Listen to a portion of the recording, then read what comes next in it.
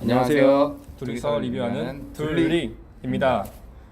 오늘도 저희 저번 영상과 같이 댄 에리얼리의 경제 심리학에 대해서 이야기를 나눠보도록 하겠습니다.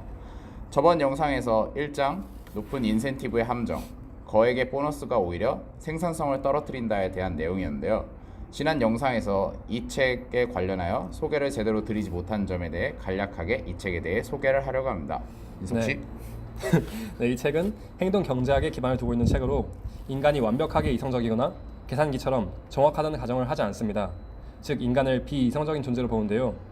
그에 따라 사람이 행동을 하는 원인들을 다양한 통제 조건 하에 실험을 해서 그 이유를 밝혀내고 그러한 정보들을 통해 우리가 최종적으로 더 나은 의사결정을 할 수 있도록 도와주는 그런 책입니다. 이번 영상에서는 책 전체의 다양한 주제에서 의미 있는 내용을 몇 가지 골라 얘기를 나눠보는 것이 여러분들에게 도움이 될 것 같아 이 책에 대한 소개하는 시간을 가져보겠습니다. 그럼 시작하겠습니다. 자, 우선 책의 2장 일한다는 것의 의미, 무엇이 우리에게 일하는 즐거움을 가져다 줄까에 대해 대화를 나눠보겠습니다. 이 책의 80페이지에 나오는 말을 보면 직업이 단순히 생계를 꾸려나가기 위해 필요한 돈을 버는 수단일 뿐 아니라 한 개인의 정체성을 대변하는 주요한 요소 가운데 하나가 되었음을 뜻한다 라는 내용이 나오는데요. 이 말에 대해서 먼저 저의 의견을 한번 말해보겠습니다. 저는 이 말에 대해서 공감을 하고, 하지만 이 책의 내용은 좀 더 직업적으로 얘기하지만 그것과 별개로 단순히 일이라는 것에 대해서 저의 개인적 의견을 좀 말하자면, 사람들이 일이라는 단어에 대해서 돈과 연관지어 생각하기 되게 쉬운 것 같아요. 하지만 일은 제 생각에 일은 단순히 설거지를 하는 것도 일이고 걷는 것도 일이고 우리가 하는 모든 행동이 일이라고 저는 생각합니다. 그래서 여기서 중요한 것은 사람들이 각자 삶의 의미를 찾아야 한다. 삶의 의미는 모든 사람마다 다를 수 있고 중요한 건 각자의 답을 가지고 사는 거라 생각해요, 저는. 그래서 하루를 지내고 그 하루를 돌아보았을 때 내가 정한 내 삶의 의미를 충족하는 삶을 살았는가, 그렇게 판단을 해야 된다고 생각을 합니다. 그래서 그 하루하루가 쌓여서 점점 삶의 의미를 충족하는 쪽으로 나아간다면 어떤 일을 해서 돈을 얼마나 벌었느냐와 별개로 그 사람의 삶은 남들이 판단할 수 없는 좀 스스로 만족할 수 있는 좋은 삶이 될 것이라고 생각을 합니다. 그렇다면 삶의 의미를 알아야 일이 즐거워질 수 있다는 건가요? 일이 즐겁다는 것과 별개로 삶의 의미를 알아야 일이라는 것이 선택이라는 게 될 수 있잖아요. 삶마다 항상 선택의 순간은 있기 마련이니까 그런 선택이나 어떤 특정한 행동이나 그러한 일을 할 때 삶의 의미를 정해놓으면은 그 의미에 맞춰서 자기가 좀 더 추구하는 삶을 살 수 있게 되겠죠, 아마. 네, 그래서 저는 여기서 말하는 직업 자체를 정체성으로 생각하기 전에 자기의 모든 행동의 기준이 될 수 있는 삶의 의미를 먼저 정해놓고 또 그것이 오히려 직업적인 것을 선택함에 있어서 긍정적인 영향을 준다면 좋을 것 같다는 생각을 했습니다. 지호 씨의 의견은 어떠세요?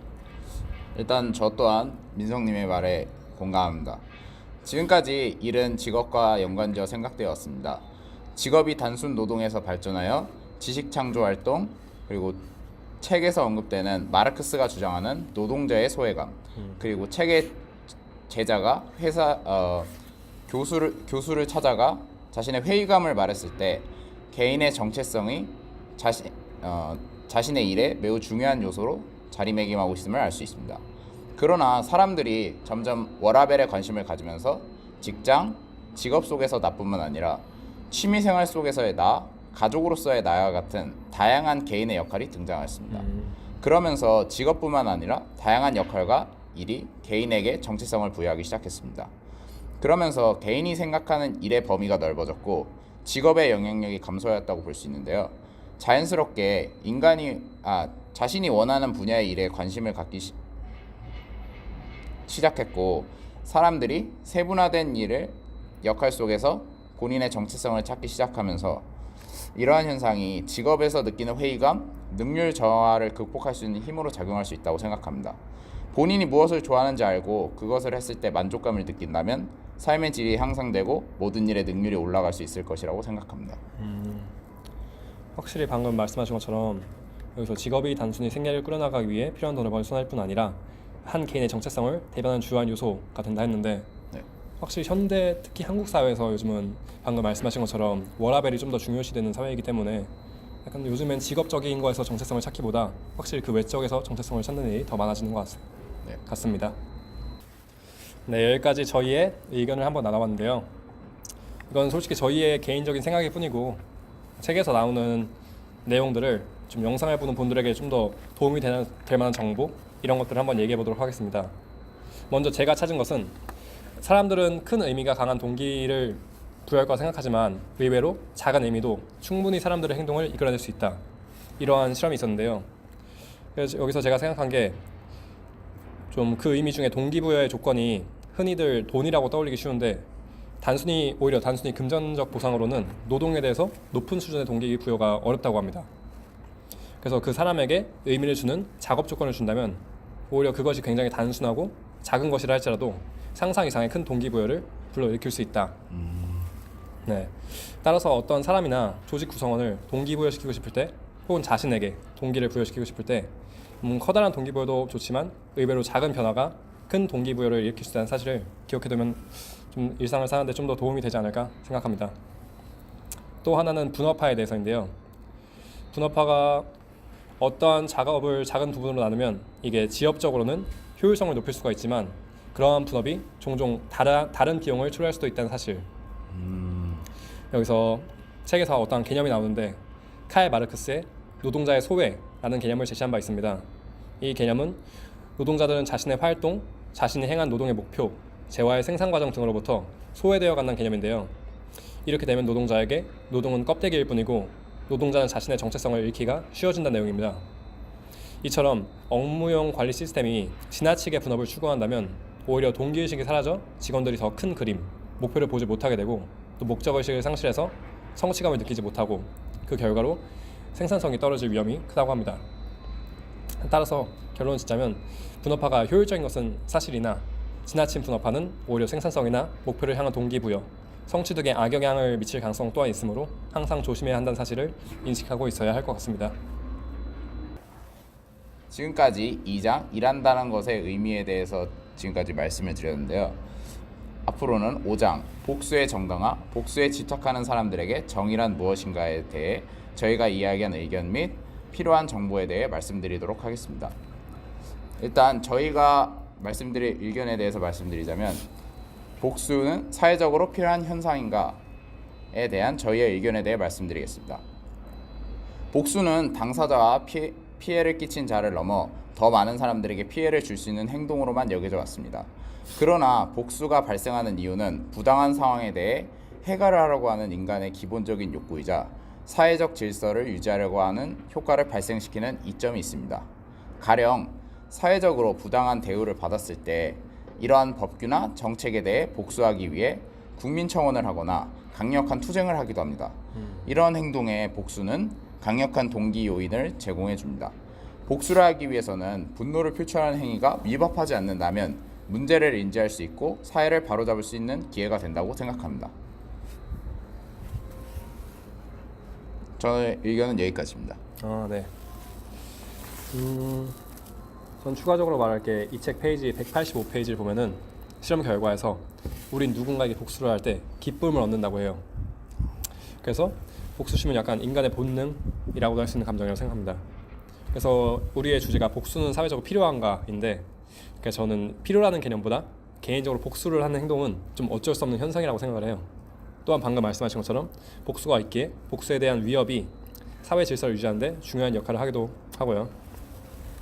하지만 방금 말씀하신 것처럼 이렇게 복수 행위를 통해서 누군가 또 불쾌감을 느끼게 되고 그 사람 또 복수를 실행하고 이렇게 점점 전가될수록 복수심의 크기가 증폭되면서 또 이것이 사회적으로 좋은 현상이 아니라는 것 또한 분명한 사실입니다.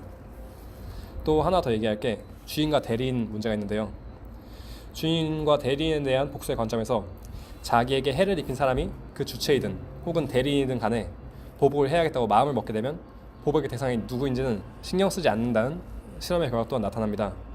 근데 요즘은 좀 현대 사회에서 대리인이 더 많잖아요.